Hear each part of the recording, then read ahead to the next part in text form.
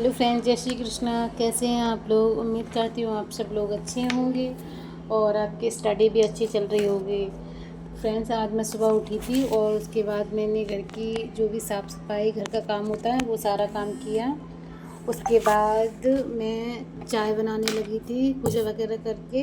तो फिर मैंने सोचा खाना बना के रख देते हैं और फिर हम पढ़ाई करेंगे, तो बीच में कोई भी डिस्टर्बेंस नहीं है। अच्छा लगता है कि बार बार उठें फिर खाना बनाएं।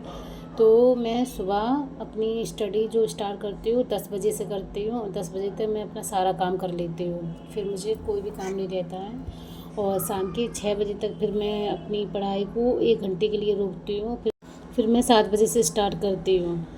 तो अभी मैंने चाय वगैरह बना ली है, खाना भी बना लिया है। अब मैं पढ़ने बैठ रही हूँ अपनी हिस्ट्री की बुक, भारत का स्वतंत्रता संघर्ष। तो इसमें आज मैं 4th चैप्टर पढ़ूँगी, कांग्रेस की स्थापना का पृथ। तो हम अगर डेली अगर ये सोच के चलें कि हमें एक ये बुक थोड़ी लेंदी है, इसमें से अगर हम 30 पेजेस डेली पढ़ेंगे ना, तो आपका जो भी आपने टारगेट रखा है, जैसे कि मैंने अपना टारगेट रखा है कि मुझे हिस्ट्री, ज्योग्राफी और आर्ट एंड कल्चर तो पूरा हो जाएगा अगर हम धीरे धीरे भी चलेंगे। वो कहते हैं ना, अगर तिनका तिनका करेंगे तभी तो सब कुछ होगा। अगर हम धीरे धीरे अगर अपने कदम बढ़ाएंगे तो हो जाएगा, लेकिन आप कोशिश करेंगे तब। ये नहीं है कि बैठे बैठे सारा कुछ सोच लिया और आपके उठने से पहले हो जाए।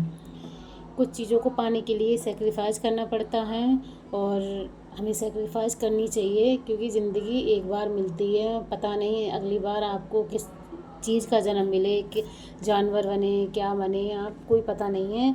तो अगर आपके पास इंसान का जन्म है, आपको भगवान ने इंसान का जन्म दिया है, आपके हाथ पैर सलामत हैं और आप एजुकेटेड भी हैं, आपने डिग्री हासिल कर रखी है, तो मैं ये कहूँगी आप पढ़ाई क्यों नहीं कर रहे हैं? कुछ तो तैयारी करो। कुछ लोग तो ऐसे होते हैं, अपने माँ बाप के पैसे खर्च करके बैठ जाते हैं और उन्हें कुछ करना धरना नहीं होता है, बस वो सोचते हैं और दूसरों से इतनी उम्मीदें रखते हैं कि हाँ, सामने वाला इंसान हमारे लिए करे या वो करे।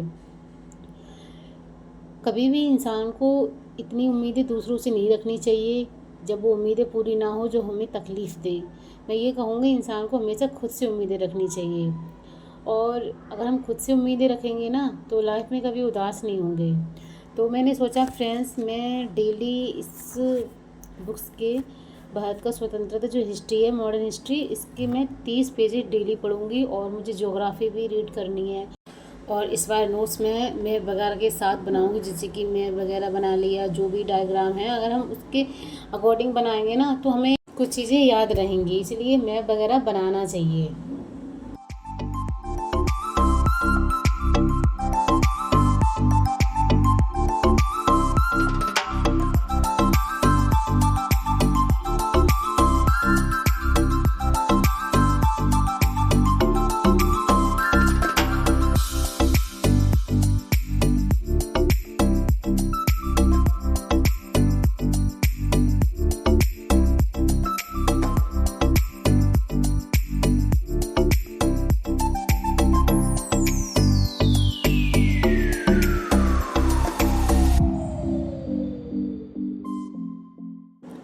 अगर हम ये सोचें कि हमारे पास अभी टोटल टाइम कितना है, टोटल कितने मंथ हैं हमारे पास, तो ओनली 8 मंथ हैं और 8 मंथ में कुछ नहीं होगा अप्रैल तक अगर आप गिने तो, क्योंकि अप्रैल के बाद तो सिर्फ रिवीजन होता है और PYQ लगाना पड़ता है, टेस्ट सीरीज लगानी पड़ती है। ये नहीं है कि आप उस टाइम NCERT लेके बैठोगे। इसलिए मैं कहूँगी 8 महीने कुछ ज़्यादा नहीं है।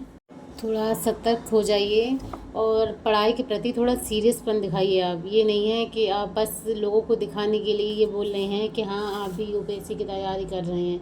देखो, जिन लोगों के लिए आप दिखाने के लिए बोल रहे हो ना, वही लोग आपका जीना हराम कर देंगे अगर आपका यूपीएससी क्लियर नहीं हुआ।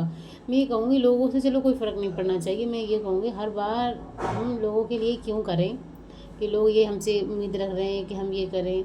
खुद के लिए करो और खुद के लिए पढ़ाई करो। अगर आप डेली, मैं यही कहूँगी फिर से, डेली आप 10-12 घंटे निकाल रहे हो ना खुद के लिए, तो ये बहुत है। 10-12 घंटे में आप 3-4 घंटे अपनी जीएस को दें और 1.5 घंटा आप सीसैट को दें, 1.5 घंटा आप मैपिंग वगैरह करें, सारी चीज़ें आपकी हो जाएंगी, करंट अफेयर वगैरह सारा कुछ कवर हो जाएगा। और आप 8-10 मतलब महीनों से या पहले से तैयारी कर रहे हैं तो आपको रिवीजन करना पड़ेगा इस बार, और तो ज़्यादा कुछ नहीं करना पड़ेगा। लेकिन आपने इसी साल तैयारी की है तो थोड़ा आपको मेहनत करनी चाहिए। मेरा ये है फ्रेंड्स, मेरा ज्योग्राफ़ी हो गया है और मैंने अपनी एनसीईआरटी भी पढ़ ली है। मैं इसलिए दोबारा पढ़ रही हूँ ताकि मेरा रिवीजन भी होता जाए और अगर मैं नोट्स भी रेडी करूँगी ना तो मेरे लिए फ़ायदा है। उसके बाद मैं नोट्स वगैरह रेडी करने के बाद मेरे जो भी सब्जेक्ट कंप्लीट होते जाएंगे उनकी डेली मैं आंसर राइटिंग किया करूँगी। अगर आपको आंसर राइटिंग करने में प्रॉब्लम होती है तो मैं आपको एक सलूशन बता सकती हूँ, एक एडवाइस दे सकती हूँ आपको, जो 0 लेवल से आंसर राइटिंग करना चाहते हैं। देखो, मैं जब भी मुझे फ्री टाइम मिलता है ना, ऐसा नहीं कि मैं नहीं करती हूँ, मैं आपको बता रही हूँ जो मैं करती हूँ।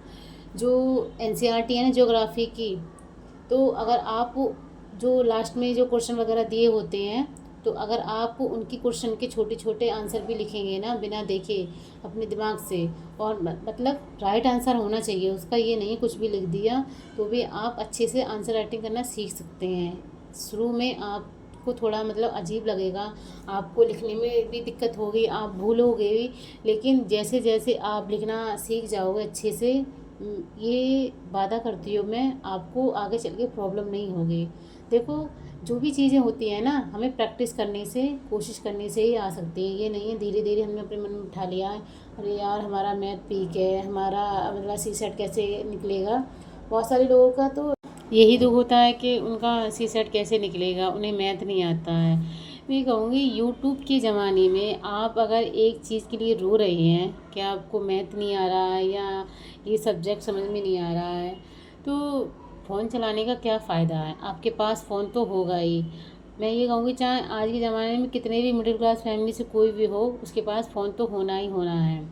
तो उस फ़ोन का यूज़ करो। आपको शर्म लग रही है या कोई ये ना कह दे कि अरे यूपीएससी की तैयारी कर रहे हो, मैथ नहीं आता तुम्हें, ये प्लस माइनस नहीं आते हैं, गुणा भाग नहीं आता है, तो मैं ये कहूँगी दूसरों को शो ऑफ क्यों करना है, खुद से सीखो, प्रैक्टिस करो, डेली प्रैक्टिस करो। आप प्रैक्टिस करने से हम वो सारी चीज़ें सीख सकते हैं जो हमें कभी आई नहीं थी, जो हमने कभी सुनी नहीं थी। इसलिए धीरे धीरे कोशिश करो, सब कुछ हो जाएगा। धीरे धीरे करने से ही अगर हम आगे बढ़े ना तो सब कुछ हो सकता है। आपने वो वाली जो स्टोरियाँ सुनी होगी ना, एक कौवा प्यासा होता है और उसे पानी पीना होता है, लेकिन जो मटका होता है उसमें पानी थोड़ा नीचे होता है, पर वो कोशिश करता है उसमें कंकड़ डाल डाल के उसका पानी जो होता है वो ऊपर आ जाता है और वो कौवा पानी पी लेता है। देखो, उसके अंदर इतना दिमाग था कि इसको पानी को ऊपर कैसे लाना है। तो हम तो इंसान हैं, हमें अपना दिमाग क्यों नहीं यूज़ करना है। करो और सब सीखो। अगर आपने सोच लिया है कि आपको ये एग्ज़ाम क्वालिफाई करना है तो आप कर सकते हो, लेकिन कोशिश करने से डेली आपको 10-12 घंटे निकालने पड़ेंगे।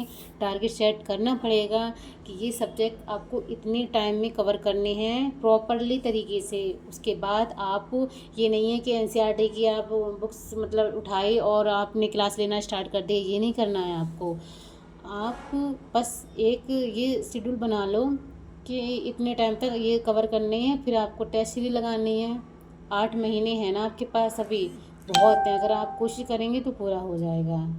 कोशिश करने वालों के ऊपर होता है कि उन्हें क्या चीज़ कब तक कंप्लीट करनी है। तो फ्रेंड्स, ये था मेरा आज का ब्लॉग, और चलो अब हम मिलते हैं अपने नेक्स्ट ब्लॉग में। आपको मेरा ब्लॉग कैसा लगा प्लीज़ मेरे वीडियो को लाइक करें और चैनल को सब्सक्राइब करें। अब हम मिलते हैं अपने अगली ब्लॉग में, तब तक आप अपना ध्यान रखना और अपनी पढ़ाई अच्छे से करते रहना। बाय।